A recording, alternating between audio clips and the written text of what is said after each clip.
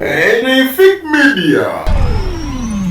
Honorable Nsereko ajereze Bobi Wine level yo ya katolo bwama wesonyiwe by'amateeka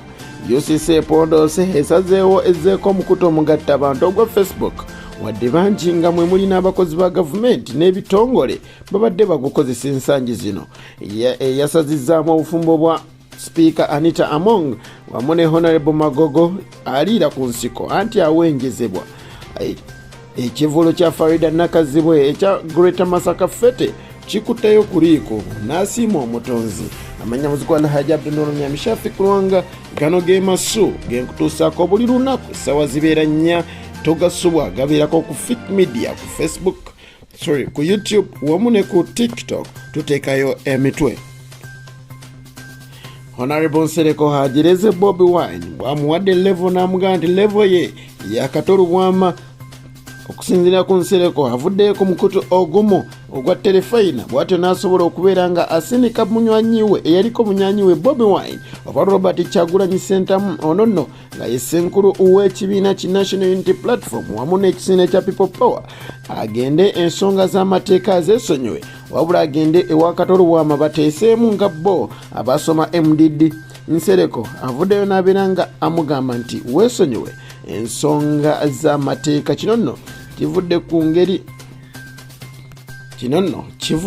ku ngeri y'ebbago ono nno Honorable Nsereko lyasobodde okubeera nga ayisa wamu n'ababaka banne mu Parliament lino nno eriteeka emisanvu ku bakozesa omukutu omugatta abantu oba emikwanira wala. Naye Nsereko alina okubeera nga amanya nti meme y'omutambuze eruma madda. UCC ekyamazima ekyaddaaki esobodde okuba nga epondooka bwetyo n'esalawo ebeere nga ezzaako omukutu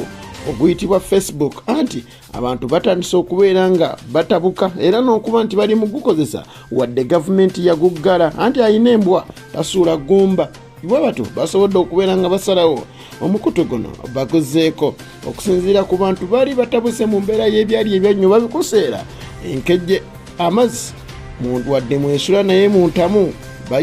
bagerera ngerere nti munnayiteekamu matono. Okusinziira ku UCC evuddeyo n'egamba nti bingi basobodde okubeera nga bagonjoola n'omukutu gu Facebook era ne bagamba nti wadde tugenda kuguzzaako ne kugenda kubeerako amateeka agafuga omukutu guno.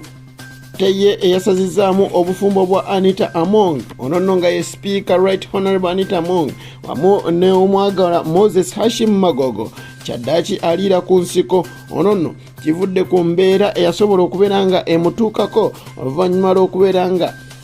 ekipapula oba ebbaluwa eyafuluma ngina ku mwezi 16 omwezi ogw'omunaana eno nno eyasayiningibwako omwami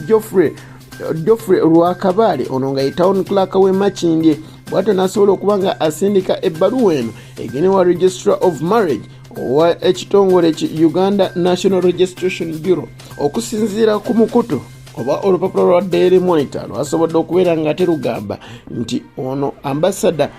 amyuka ambassador owa Uganda mu Khartoum oba mu South mu Sudan ey'omwambuko oba Northern Sudan omwami Dickson Ogwange yasobola okuba nga akyalirako town clerk Geoffrey Lwakabaale era n'amugamba nti akiikiridde Right Honorable Anita Among bw'abatyo ne boogera ku nsonga ezikwatagana ku byobufumbo byabwe. Naye okusinziira ku mwami ono Geoffrey Lwakabaale agamba nti munnange ekinaakulyako amenvu tijjira mu kususa era okuva olwo yatandika okubeera nga atya n'okuba nga abuusabuusa ebigenda mu maaso.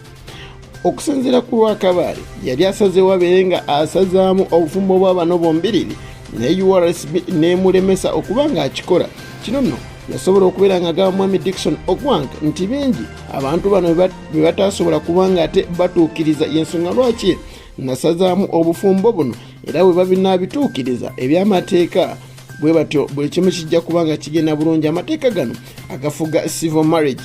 Okusinziira ku mwami Geoffrey Lwakabaale agamba nti atandise okuba nga afuna ebigezo bingi ebyentiisa era nga abamulumbagana we batyo yali mu traffic jam era nga yasobodde okubeera